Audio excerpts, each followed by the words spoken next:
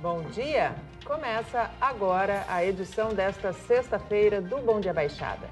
Ficamos juntos até às 9 horas da manhã. Como já é tradição, hoje vamos debater principalmente os assuntos que movimentam o setor portuário.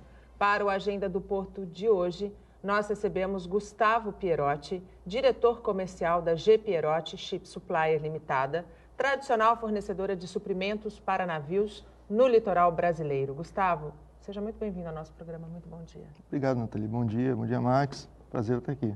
E também o consultor portuário e apresentador do programa Porto e Negócios, Maxwell Rodrigues. Max, seja bem-vindo ao nosso programa. Fazia tempo, hein? Bom dia. Bom dia, Nathalie. Bom dia a todos os telespectadores. É sempre bom fazer parte dessa bancada. Eu sempre comento isso. É aqui que a gente iniciou toda a história aí desse espaço tão importante na mídia que principalmente a TV Santa Cecília proporciona para debater os assuntos inerentes à maior joia que nós temos na nossa região, que é o Porto de Santos. Sem dúvida nenhuma. E a partir de agora, você também pode participar do nosso programa, fazer as suas perguntas para os nossos convidados pelo nosso WhatsApp, que é o 13 988779496, ou pela nossa fanpage no Facebook, onde já estamos também simultaneamente ao vivo. Max, os estivadores tinham anunciado e, de fato, cumpriram a promessa. Hoje, amanheceu na estiva uma greve por tempo indeterminado. A justificativa é a autorização do Supremo Tribunal do Trabalho, que autoriza os terminais a contratarem 100% de mão de obra vinculada. Eles dizem que isso vai causar uma demissão em massa. Primeiro, vai causar uma demissão em massa? Segundo, qual é o prejuízo da paralisação desses homens quando a gente pensa num dia que se quer do Porto de Santos? Nathalie, é um assunto bastante complexo para que a gente possa debater, mas é importante frisar que nesse momento, e aí eu vou polemizar, eu vou sair em defesa da estiva, né? Eu vou sair em defesa do sindicato, principalmente pela história que esse programa tem, falando e debatendo o Porto de Santos. E aí eu vou explicar. Lá no meados da década ali de 80, né, o volume de movimentação dentro do Porto de Santos era muito diferente da realidade que a gente tem hoje, principalmente com a globalização, as tecnologias que foram implementadas e a lei de modernização dos portos. Então, lá em meados dos anos 80, evidentemente você tinha a condição de contratação de forma avulsa, porque você não tinha muita carga, você não tinha muita movimentação, então você contratava isso de forma avulsa. Hoje, você necessita, e aí são os grandes pilares de desafio dos portos do Brasil, de eficiência e infraestrutura. Isso tem correlação direta com a mão de obra que você tem empregada. Sem dúvida Por que nenhuma. eu saio em defesa dos estivadores nesse momento?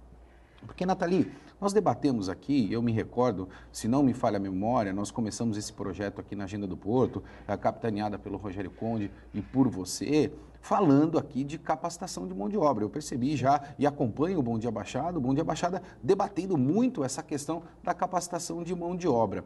Hoje, eu percebo notoriamente que principalmente, não só a classe dos estivadores, mas outras classes também, em virtude da modernidade que a gente tem, não possuem acesso para este tipo de capacitação. Então, assim, a iniciativa pública, né? sem sombra de dúvida, e essa é a razão pela né? qual hoje eu saio em defesa dos estivadores, porque veio uma determinação, e aí eu gosto muito de trabalhar com analogia, né? O telespectador em casa, às vezes, percebe que esse assunto portuário é muito complexo, então a gente faz uma analogia para que as pessoas entendam. A gente está aqui numa emissora de televisão, é como se o Supremo Tribunal Federal determinasse que a partir de determinado momento, em virtude das mídias sociais, não existisse mais a necessidade de vínculo das pessoas que trabalham na TV Santa Cecília. Evidentemente que todas essas pessoas que não possuem uma qualificação para atuar com mídias sociais, porque é uma realidade hoje, essas pessoas vão gritar no mercado. É evidente, né? Você não tem espaço para isso. Como é que eu pego hoje um jornalista, né, e vamos falar dessa classe especificamente, fazendo uma analogia,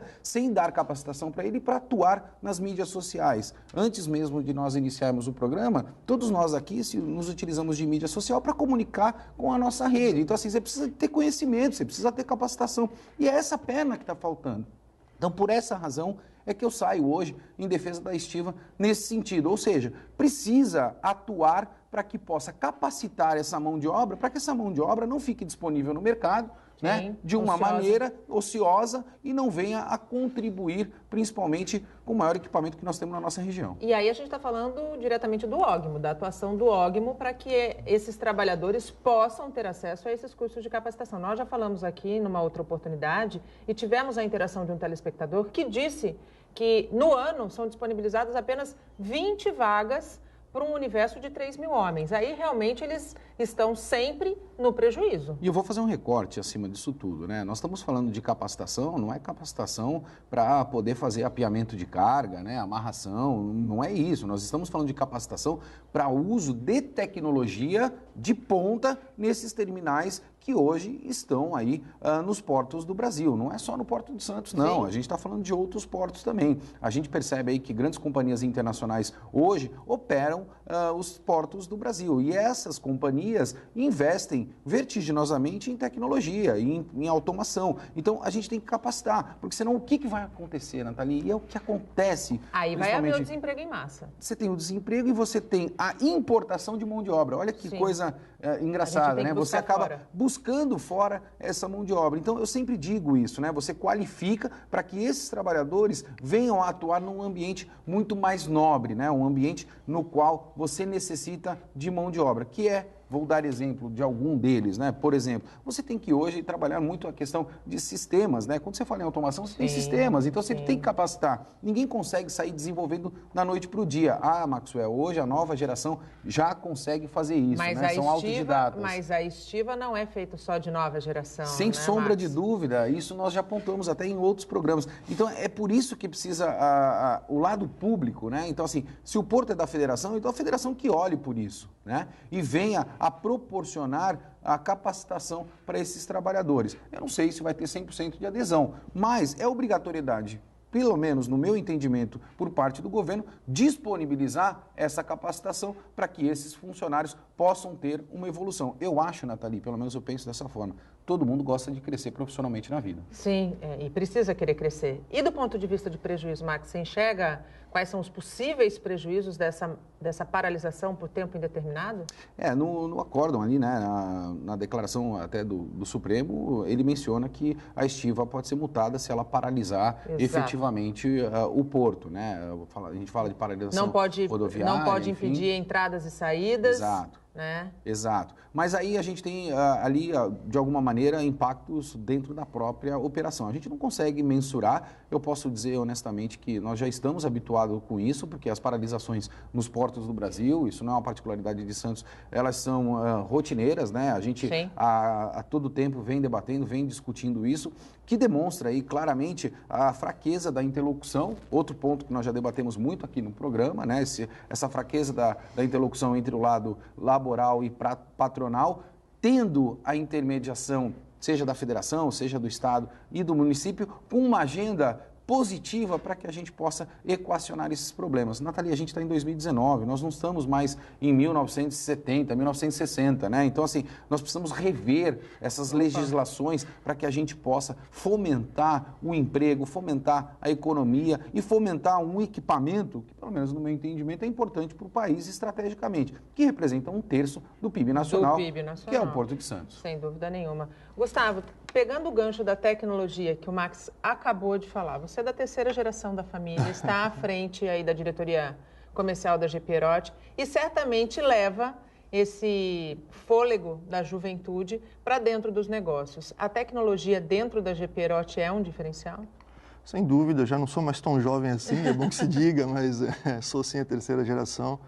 A tecnologia é um caminho sem volta, né? Eu acho que não só na minha área de atuação, mas em todas as áreas de atuação, e isso já está impactando diariamente no nosso negócio. Hoje, para você ter uma ideia, os nossos principais concorrentes não são mais nossos vizinhos, não são mais os nossos concorrentes locais. Dependendo da rota do navio, nosso concorrente está em Houston, está em Rotterdam, está, enfim, na Ásia. Do outro lado do mundo, exatamente. O sistema de procurement dessas empresas de navegação hoje, através da tecnologia, que é exatamente o que você me perguntou, ele está muito mais desenvolvido e permite com que eles comprem os produtos em portos mais convenientes, dependendo da rota, como eu disse. Né? Então, quando falamos mais convenientes, financeiramente, inclusive, sem né? dúvida. Principalmente. Custo-benefício, tanto financeiramente quanto em qualidade. Enfim, às vezes existem produtos, principalmente técnicos, que no Brasil até são fabricados, mas não com a mesma qualidade e com preços muito maiores do que você pode encontrar, por exemplo, na Ásia. Não é? Então, as empresas que não tiverem abertas e absorvendo essa tecnologia e tentando automatizar as suas operações, vão ficar para trás. Isso é um caminho sem volta. Eu acho que não tem como a gente trabalhar, como o Max estava dizendo, na época dos anos 70, quando a quantidade de carga era muito menor. Enfim, hoje os tempos são outros e quem não se preparar para essas mudanças vai ficar para trás. E a automação tem tudo a ver com o ganho de produtividade, né, Max? E quando a gente fala de produtividade e competitividade, a gente está falando de sobrevivência do Porto de Santos. Indiscutivelmente, Nathalie, e a gente precisa ter uma percepção bastante clara em relação a estas questões, né? Nós tivemos aí a primeira revolução industrial, demoramos algo em torno de 20 anos para ter a segunda revolução industrial, demoramos 10 anos para ter a terceira revolução industrial, algo em torno mais de 10 anos também para a quarta revolução industrial que nós estamos vivenciando hoje. E aí eu faço um recorte. Para que nós venhamos a ter a quinta revolução industrial, a perspectiva é de algo em torno de 5 anos. Ou seja, olha a velocidade nisso, né? A gente percebe hoje muitas empresas falando de IoT, que é, na verdade, o que o Gustavo estava mencionando com bastante propriedade. Ou seja, você fabrica o produto a partir do pedido. Olha que coisa, olha onde nós estamos chegando, né? Então, fazendo de novo uma analogia, se você entra lá na internet, escolhe um tênis, esse tênis não está pronto na prateleira, né? Como era antigamente. Antigamente a gente ia a centros comerciais para que a gente pudesse adquirir. Hoje não, hoje como é que isso funciona? Você entra na internet, a hora que você dá o clique lá, comprar é quando starta o processo de produção. E esse processo de produção ele não demanda mais do que 7 dias. Então nós temos que fazer parte dessa cadeia produtiva. E é isso que me preocupa bastante, né? Nós falamos em tecnologia, e quando a gente fala em tecnologia, eu vou dar um exemplo claro para o telespectador. Nesse mundo do comércio exterior, porque abrange muitas coisas, não são só os portos, mas a indústria também, por exemplo, o telefone hoje que nós utilizamos, o Brasil não participa em absolutamente nada da fabricação do telefone. Nada. Eu quero crer que, pelo menos, todos os habitantes tenham um telefone ou tenham acesso a essa tecnologia, né? Então, em 2019, perceba, o Brasil não participa, nós não fabricamos absolutamente nada do telefone. E isso é um comércio exterior, isso é mercado internacional. Então, a nossa política de industrialização está muito errada, que não fomenta os portos, não fomenta a economia e não fomenta o emprego. Se me permite um gancho, isso que o Max está dizendo é um exemplo clássico da indústria 4.0, né? Que é o que a gente está vivendo, que afeta não só os portos, comércio exterior, mas toda a nossa vida. Toda a nossa vida. Eu estava lendo um estudo sobre o avanço da tecnologia que diz que a cada 2 anos o que a gente conhece de tecnologia dobra.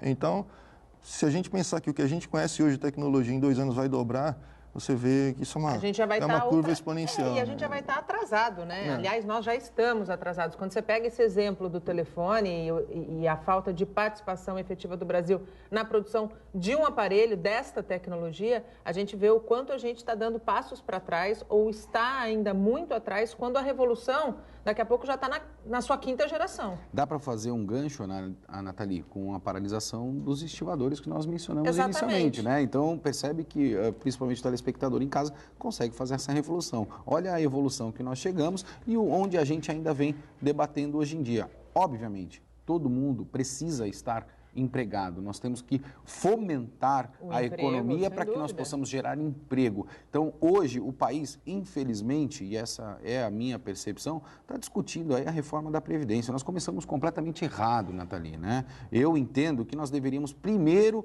discutir uma reforma tributária, depois da reforma tributária discutir uma reforma trabalhista, para depois discutir sim a reforma da Previdência. A gente começou pela trabalhista, estamos indo para a Previdência, para ir por último para a tributária. É isso. E é por isso que toda vez que lança uma tecnologia nova, um aparelho novo, nós temos que pagar tão caro. Não é, Sem sombra de dúvida. E em fruto disso, a gente não consegue girar a roda que nós temos da economia dentro do nosso país. Hoje, os portos do Brasil, por exemplo, não possuem aí indústrias que orbitam, evidentemente, os portos. Nós falamos aqui que a partir do momento que você entra na internet, você clica lá, né? O tênis começa a ser fabricado, o telefone começa a ser fabricado.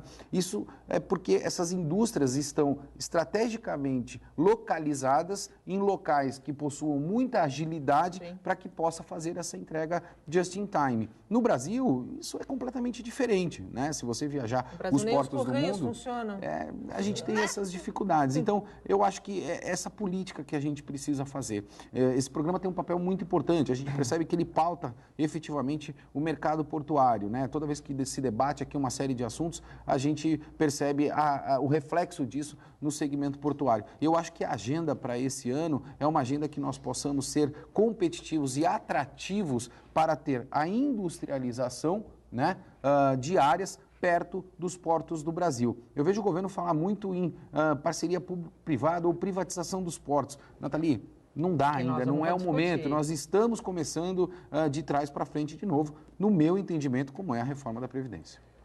Na G. Pierotti, Gustavo, como tem sido o trabalho para que a empresa seja competitiva e atrativa esse ano?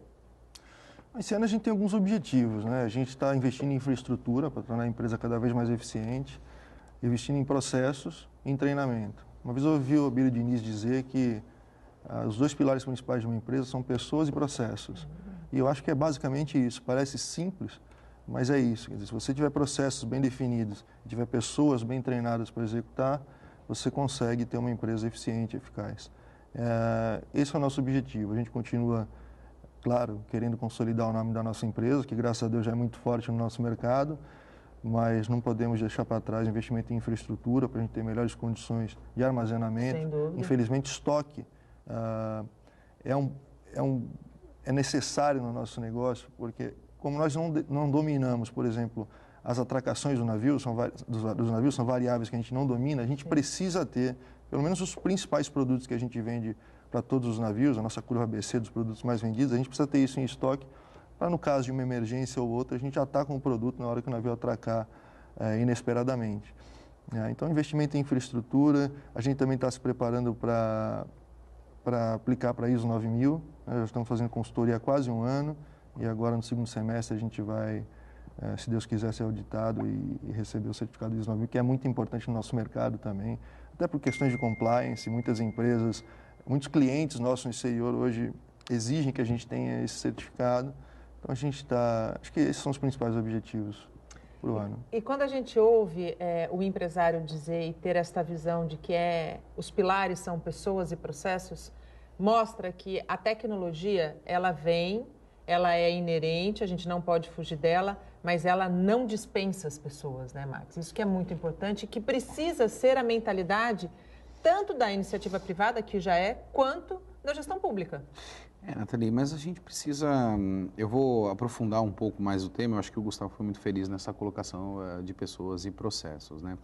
Mundialmente, como é que você faz efetivamente a sua gestão, né? Não só gestão de portos, mas entre outras questões. Você pensa na infraestrutura, depois da infraestrutura você tem o processo, depois do processo definido, você vai ao encontro da tecnologia adequada para a implementação. No Brasil, não. No Brasil, a gente tem uma dificuldade, a gente compra a tecnologia, né? Não temos nenhum processo e nenhuma infraestrutura e colocamos a culpa na tecnologia. Então, hoje, qual é a agenda para o nosso país, né? O Gustavo estava falando em relação à empresa dele. Toda vez que você vai fazer a implementação de um projeto de tecnologia, primeiro se resolve as questões de infraestrutura. O governo federal atraiu principalmente empresas internacionais, investidores internacionais fazendo concessão nos portos. Essas empresas fizeram inúmeros investimentos em tecnologia, mas fica faltando a infraestrutura, falta a perna do governo, a gente não tem infraestrutura. Por isso que a gente não consegue caminhar. Não adianta imaginar também, e aí eu vejo essa agenda, que no meu entendimento é uma agenda muito míope, de que passando tudo para a iniciativa privada, todos os problemas do nosso país estão resolvidos. Até e não porque estão. Não é tão simples essa passagem toda para a iniciativa privada, né, Marcos? Sem sombra de dúvida, Nathalie. A gente tem uma série de pontos e questões que precisam ser resolvidas e exploradas. Então, assim, eu acho que a gente precisa ter bastante cuidado nesse sentido para que a gente não perca o foco. Existia-se, sim, um otimismo muito grande, principalmente dentro do segmento portuário, com uma nova gestão pública, e me parece que a gente não vem conseguindo avançar. Nathalie, fruto da economia na qual nós tínhamos aí nos últimos 3 anos, a gente precisa entender claramente, o empresariado também, que não se existe hoje projeto concreto, né? O empresariado se retraiu nos últimos 3 anos. Não sei se o Gustavo concorda comigo nesse entendimento, mas não existem projetos. Então, o ano de 2019 é um ano extremamente importante e estratégico para que a gente possa fazer bons projetos, para que aí sim, a partir de 2020, você possa efetivamente executar estes projetos. A gente não consegue, mais uma vez, né, evidentemente, Nathalie, a gente não consegue, as pessoas hoje, o brasileiro é muito imediatista, né? A gente acha que tudo vai acontecer no ano de 2019. Mudou o governo, resolveu o problema do país. É aquela velha questão que a gente sempre debate aqui, né? E toda vez que eu falo isso, dá uma repercussão bastante grande, né? Nós somos uma república democrática monárquica, né? A gente vive dentro de uma democracia, mas a gente acredita no rei, né? Então, assim, elegemos um novo presidente da República, está tudo resolvido. Não está. A sociedade precisa continuar participando e cobrando para que a gente faça as transformações que são importantes. A gente vai para um rápido intervalo. No próximo bloco, a gente vai falar um pouquinho sobre segurança e também sobre privatização ou descentralização. Não saia daí. Até já. Estamos de volta e abrimos espaço para as notícias que são da nossa região. Polícia Civil realiza operação na Baixada Santista e Vale do Ribeira. 400 policiais trabalharam 48 horas em 24 cidades. A polícia apreendeu 5 armas de fogo, 72 quilos de maconha e 65 quilos de cocaína e prendeu 241 pessoas. Um dos flagrantes foi na Prainha, no Guarujá, onde havia mais de 50 quilos de maconha. O outro no Morro da Penha, em Santos. No local, os investigadores descobriram uma central de distribuição de drogas em um barraco. A droga estava escondida, o indivíduo em outro local, tinha olheiros, foi um difícil acesso ao local porque estava escondida no morro, mas a gente conseguiu chegar até a droga e prender um dos indivíduos. Só de cocaína foram mais de 2.000 porções já prontas para ser distribuídas agora no Carnaval. E também apreendida junto com isso uma arma de fogo de uso restrito. O principal objetivo da operação foi desarticular ações criminosas para este carnaval. A festa pagã, não é? A gente sabe que as pessoas se exacerbam um pouco, alguns tomam álcool, outras procuram caminhos ilegítimos de utilizar entorpecente. Então, o nosso foco foi justamente esse. Minimizar esses efeitos possíveis de uso e tráfico de drogas. Tá? Lógico que a polícia faz de tudo, e assim foi. Tanto é que nós tivemos apreensão de produtos contrabandeados pela seccional de Itanhaém, né? Tivemos apreensão de arma de fogo, então, trabalho geral. E ainda dentro dessa operação, os policiais civis prenderam um foragido da Holanda. Este homem, que circulava tranquilamente por São Vicente, era procurado por balear um homem e matar outro em 2015 na Holanda. Sua captura tinha recompensa, 15 mil euros, aproximadamente 63 mil reais. Robertico Ramon Maria Inesia, chamado de Tico, tem 37 anos de idade e há pelo menos 2 anos está no Brasil. Ele foi preso no bairro Samaritá, em São Vicente, onde mora, após uma intensa investigação policial. Ele vinha da área insular para a área continental, aqui de São Vicente, fazia uma viagem de Uber, foi parado por esses policiais que já o seguiam já há algum tempo, estava sem documentos, não ofereceu resistência nem nada, mas estava sem documentos, cidadão internacional, né, estrangeiro, sem documentação, é obrigatório, se o cidadão brasileiro tem que apresentar sua documentação, o estrangeiro a mesma coisa. Daí se dirigiram à casa dele. No apartamento de Tico foram apreendidos celulares, notebook e 83 mil comprimidos de êxtase. A polícia acredita que a droga seria vendida em festas e casas noturnas de São Paulo durante o carnaval. Esse material entrou no Brasil pelo Porto de Santos, veio da Europa, não sabemos ainda especificamente a cidade, o porto onde saiu. Ele fez uma parada em Vitória, mas foi desembarcado no Porto de Santos. A defesa salienta que ele foi abordado em via pública e o apartamento que foi apontado como de propriedade do mesmo, foi apreendido um material lá que ainda depende de um exame preliminar para verificar que se trata-se realmente de substância estupefaciente ou a droga propriamente dita, para daí estar levantando essa situação de suposto tráfico ou alguma situação aí que ligue ele a algum tipo de comércio de drogas, né? Sobre o homicídio, o advogado de defesa diz que seu cliente alega inocência e vai pedir para que responda pelo crime em liberdade. Ele me passou que o crime que foi lançado uma denúncia em desfavor dele na Holanda trata-se de uma ocorrência de 2015 e que ele, por sua vez, me passou que não teve oportunidade de falar sobre isso. Em sede policial não foi intimado, lá na Holanda. Também lá, pelo processo criminal, ele não foi encontrado para poder, mediante um defensor, estar acompanhando o processo. E como ele está agora no Brasil, já há um tempo, exerce atividade de comerciante, tem inclusive família e esposa que o acompanha, ele passou que não teve oportunidade de defesa sobre este processo, que é de outro país, que a Interpol apontou em desfavor dele aqui no Brasil. São duas situações a serem consideradas. Ele tem que ser apresentado para um juiz de direito, porque está sendo autuado em flagrante por tráfico de drogas. Também existe contra ele, a desfavor dele, um mandado de prisão expedido pelo Supremo Tribunal Federal por conta de um crime de homicídio e tentativa de homicídio ocorrido em Holanda. Ele já estava em tratativas de comprar um imóvel comercial em Praia Grande, na cidade de Praia Grande. E o que ele alega para vocês? O que ele estava fazendo aqui? O que ele alega quanto a essa quantidade de comprimidos? Ele exerce o direito constitucional dele de permanecer em silêncio. Agora ninguém sabe de nada, nem mesmo o suspeito, na verdade acusado, porque já era procurado pela Polícia Internacional, pela Interpol, que foi preso aqui em São Vicente. Max, ele não só foi preso, como foi encontrado com 83 mil comprimidos de êxtase, essa droga que entrou pelo nosso porto. Falta o que para que a gente consiga combater mais efetivamente o tráfico internacional de drogas, que é uma realidade não só no Porto de Santos, mas eu acredito que em todos os portos brasileiros.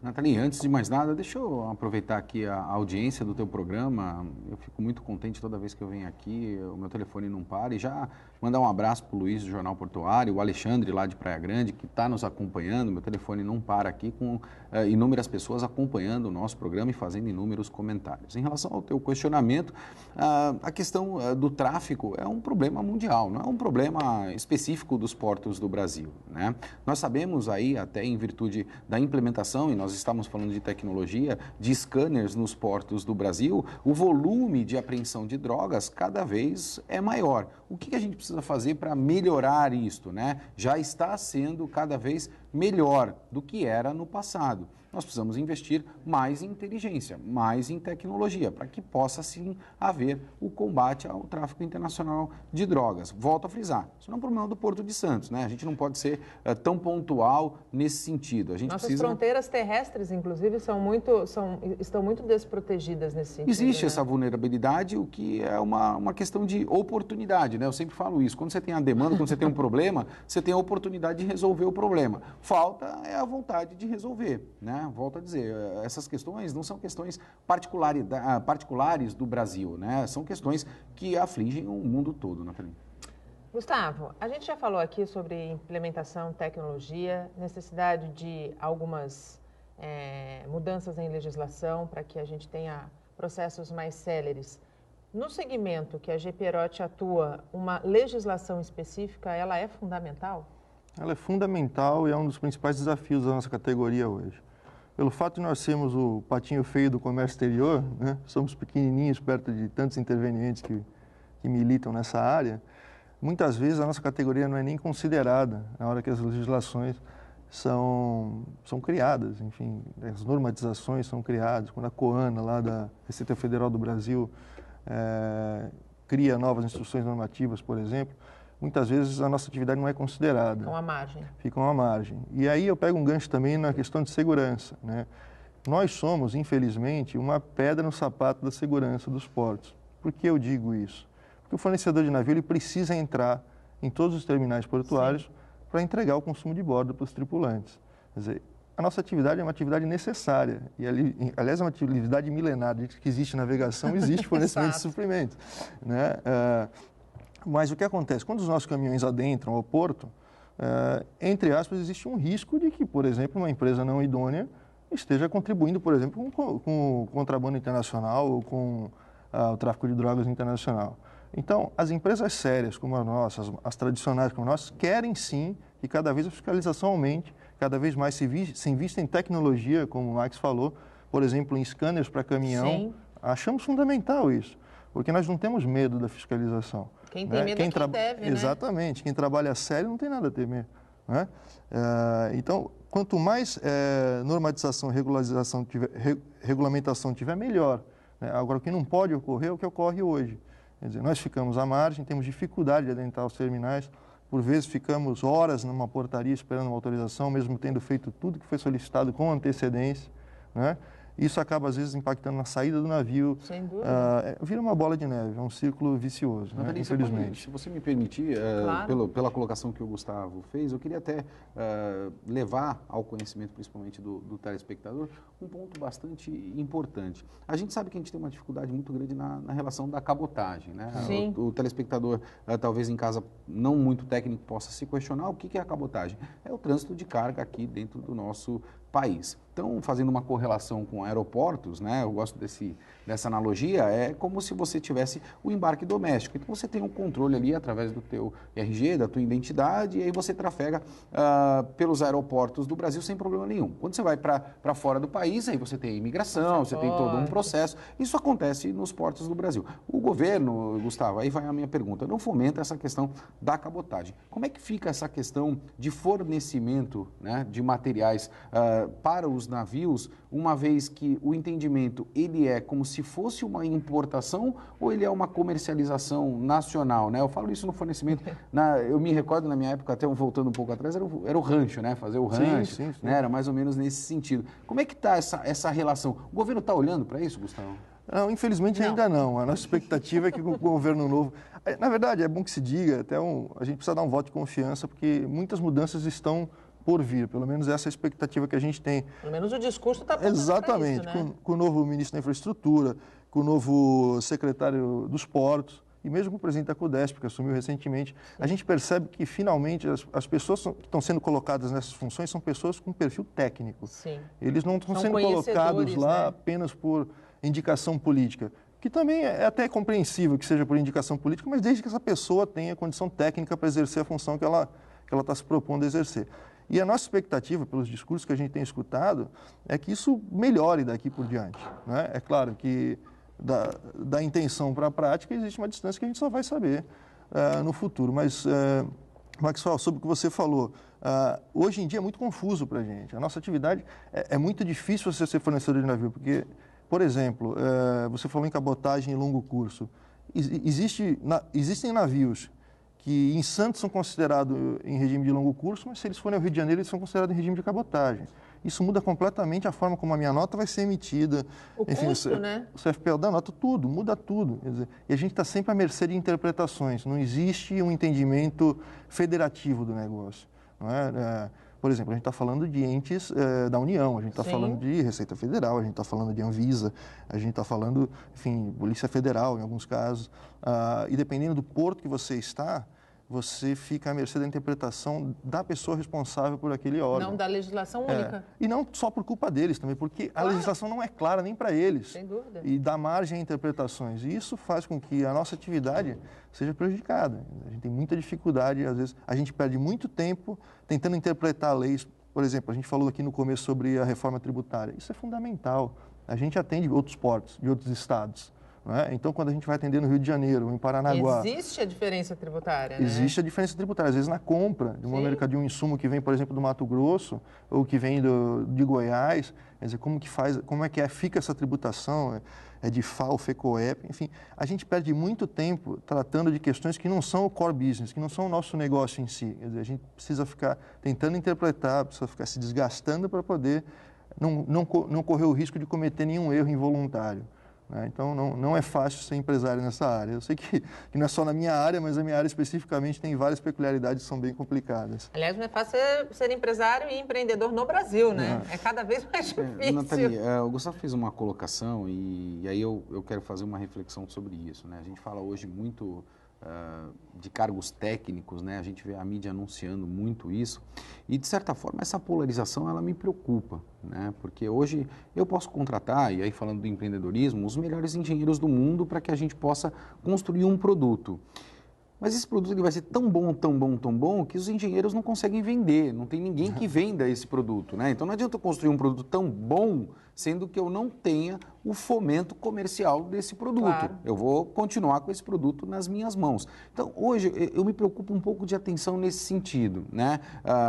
Porto é negócio, porto é business, né? Você tem que fazer negócio. O Gustavo estava falando aqui de negócio. Tudo bem, eu tenho que ter a especificidade técnica. Tenho, mas eu tenho que fomentar o negócio, eu tenho que viabilizar o negócio, porque se o Gustavo não faturar, as empresas não faturarem, você não tem o fomento da economia, você não tem emprego, você não contribui com o PIB, e aí você está focado exclusivamente em regramentos, que é a visão única e exclusivamente técnica. Então, só para fazer uma observação, eu acho que a gente tem que ser bom naquilo que a gente faz, mas nós temos de ter habilidade para vender serviço, produtos ou, propriamente, políticas públicas. E menos burocracia. Indiscutível. Né? São competências complementares, eu acho. Você precisa ser técnico, mas também tem que pensar na parte comercial do negócio. Senão você não existe, claro. Né? Senão você morre. Privatização, no primeiro bloco do programa, você já deixou a entender que é um processo que não é tão simples e que não é a solução para todos os problemas que nós temos. E a descentralização, Max? Ela é necessária? Essa é uma excelente agenda, né? Eu já debati muito esse ponto. Quando a gente fala em privatização, a gente tem uma série de coisas que precisam ser equacionadas, né? Quando você tem um déficit de uma determinada empresa e coloca essa empresa para ser vendida no mercado, e no caso de a grande maioria dos portos do Brasil. Se não me falha a memória, eu acho que o único porto do Brasil que não possui déficit, tem superávit, é o Porto de Vitória. Se não me falha a memória, eu posso estar equivocado nesse sentido. Mas toda vez que você coloca uma empresa, né, para ser vendida, vamos dizer desta maneira, uma empresa que tem déficit, obviamente você não vai ter o interesse do empresariado, do investidor, né? Eu acho que ninguém compra algo que dá prejuízo. Então você tem que equacionar essas questões para que isso se torne atrativo, que a partir deste momento você tenha interesse do mercado internacional e de investidores nacionais também. Hoje, nós temos aí uma série de dificuldades nesse sentido, Nathalie, quando a gente fala em privatização, né? A gente tem aí o plano de complementação da aposentadoria, o tão conhecido Portos, né? Nós temos a questão, nós temos os passivos efetivamente de mão de obra, nós estamos falando aí de outras questões relacionadas ao OGMO, como nós colocamos e pontuamos aqui inicialmente, e eu posso elencar uma série de condições. E quando a gente fala em parceria público-privada, né? Se eu vou conceber, eu vou dar a possibilidade do capital vir a fazer parte disso, eu corro risco em função da lei de modernização dos portos, né? Sim. Ou seja, eu posso ter algum terminal ou alguma empresa que seja acionista de um determinado terminal fazendo parte dessa estrutura, né, de parceria público-privado da principal organização que gere o regramento do porto. E aí eu não vou contribuir com a competitividade. Então o assunto é bastante complexo quando a gente fala em privatização. No meu entendimento, eu acho que essa não é a palavra correta. Você foi muito feliz na tua colocação. Descentralização é outra questão, tudo bem? E aí você vai ter muito mais agilidade, efetivamente, na gestão pública dos portos. Sem fazer algumas mudanças, eu acho que a gente não caminha muito. Uma delas é a questão da Lei 8666 de contratação. A gente já conhece ela, né? A gente já conhece os resultados que essa lei hoje proporciona para o mercado, principalmente de um modo geral. Então, eu acho que precisa sofrer uma revisão também. Se for falar em privatização de ativos, aí é uma outra conversa. Aí eu acho que você possa, sim, ter o atrativo dos investidores para vir fazer parte desse game. Você concorda, Gustavo? Eu concordo em parte. Eu acho que a privatização, ela não é de todo ruim, obviamente respeitando alguns critérios, né? Na verdade, eu ainda não tenho uma opinião completamente formada sobre esse assunto, mas eu entendo que, sim, o Estado precisa se desestatizar, que é a palavra da moda. Do jeito que está, não dá. Não dá. E precisa, sim, investir em controle, né? As agências reguladoras. Inclusive, a gente tem falado muito aí sobre uma super agência reguladora, né? Que reuniria a ANTAC, exatamente, a ANTAC e a Agência do Controle dos Transportes Terrestres. Não sei se esse seria o caminho, tá? Porque eu acho que a gente está colocando muita coisa debaixo do mesmo guarda-chuva. Mas, de qualquer maneira, alguma privatização, sim, pode ser importante. E o Max estava dizendo, né? Mas se o porto não é... ele não dá superávit, então talvez não haja interesse do empresário. Depende. O empresário pode entender que na gestão dele, quer dizer, ele colocando novas práticas, imprimindo uma nova forma de gerir, ele possa transformar aquele porto em superavitário. Eu vou fazer um recorte, se o Gustavo me permitir, eu preciso fazer essa pontuação porque é bastante importante. Com o regramento jurídico que nós temos hoje, com tamanha mudanças que a gente acompanha nesse regramento jurídico, eu acho que muito dificilmente qualquer empresário que tenha um negócio deficitário, né, com essa estabilidade jurídica que a gente conhece do país, consiga fazer um business plan de longo prazo. Essa foi a minha colocação. Nisso, sim, né? Concordo perfeitamente. Acho que precisariam ser equalizadas uma série de coisas antes de partir para esse modelo. Estou dizendo que isso seria, na teoria, uma possibilidade. Mas, sem dúvida, a descentralização seria fundamental. Ela é fundamental. Ela é fundamental. Por quê? Porque o porto pertence à União, né? E Brasília está muito longe do porto. Então, a gente precisa ter pessoas capacitadas que vivam o dia a dia do porto em condições de tomar decisões. Sim. A gente não pode ficar dependendo só da decisão de Brasília, né? De decisões de Brasília.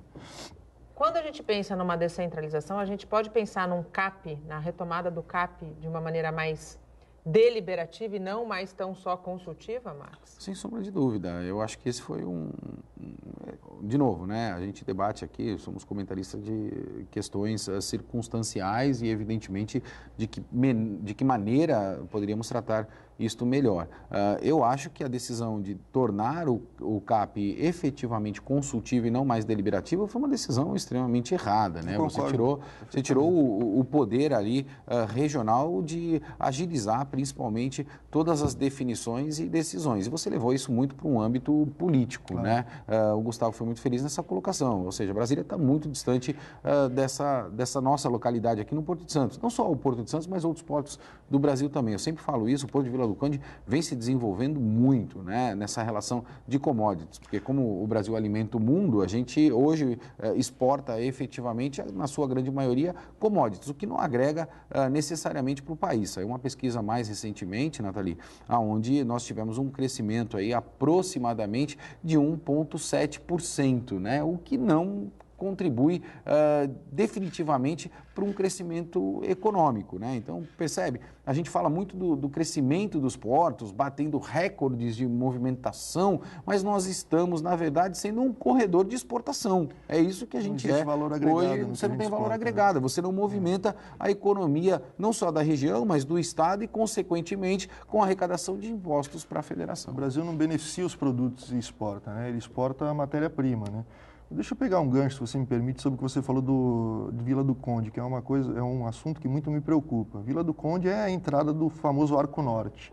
O Arco Norte são os portos do norte do Brasil que vão passar a escoar grande parte da produção, principalmente de soja e milho do Centro-Oeste, né? Então, os portos do Sudeste, principalmente Santos e Paranaguá, têm que se preparar para esse movimento, porque isso vai tirar muita carga do Porto de Santos e de Paranaguá. Então, é importante que os gestores dos nossos portos tenham isso em mente e se planejem para isso, porque essa carga é uma questão só da infraestrutura ficar pronta. Aliás, parte dessa carga já está sendo escoada pelo Arco Norte, não só por Vila do Conde, mas por Barcarena e outros portos ao redor, e isso vai impactar diretamente em portos como Santos e Paranaguá. Já não está impactando, não, Marcos? Assim, de forma bastante significativa, ainda não, né?